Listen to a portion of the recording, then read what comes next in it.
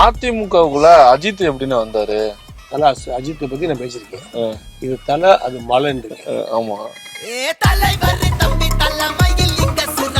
டெல்லியிலேயே ஒரு காலத்துல வந்து அதிமுக தயவு இல்லாம பார்லிமெண்ட்ல தீர்மானம் நிறைவேற்ற முடியும். அப்படி ஒரு கட்சி. எல்லாமே ஒரு காலம் இல்ல, இப்ப நடந்தது. எடப்பாடி பழனிசாமி வந்ததுக்கு அப்புறம் இதெல்லாம் இல்லாம போச்சு. எடப்பாடி இருக்கும் போதே வந்து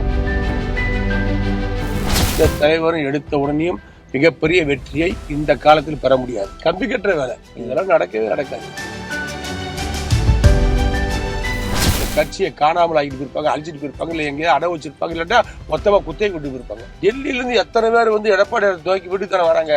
நீங்க மட்டும் தானே இப்படி சொல்றீங்க. அதிமுகவை பலவீனப்படுத்துறதுக்கு நீங்கள் கையாளுற குறுக்கு வழி.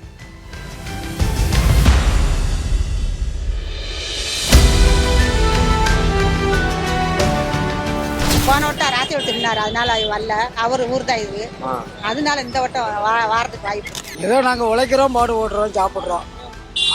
அவங்கள வச்சு எங்களுக்கு எந்த பிரயோசனமும் கிடையாது. அடுத்த ஆட்சி வந்து புதிய ஒரு மாற்றத்தோட மிகப்பெரிய ஒரு வரலாறு படைக்கிற அளவுல வந்து ஒரு சிறப்பா வந்து செயல்படணும். தொழில் இல்ல, பைராஸ் தொழில் தேவைப்படுது, சிலிண்டர் தேவைப்படுது, இதுக்கெல்லாம் இல்லாம ரொம்ப கஷ்டப்படுறோம். ராஜேந்திர பாலாஜி நல்ல மனுஷன் தான், ஆனா அவர் சேர்ந்திருக்கிற இடம் சரியில்லையே. அவங்கள பார்க்க வருவாங்க, நம்மளாம் போய் பார்க்கணும். தேர்தல் களத்தில் ஸ்டாரும் சோரும் இன்றிரவு 7 மணிக்கு.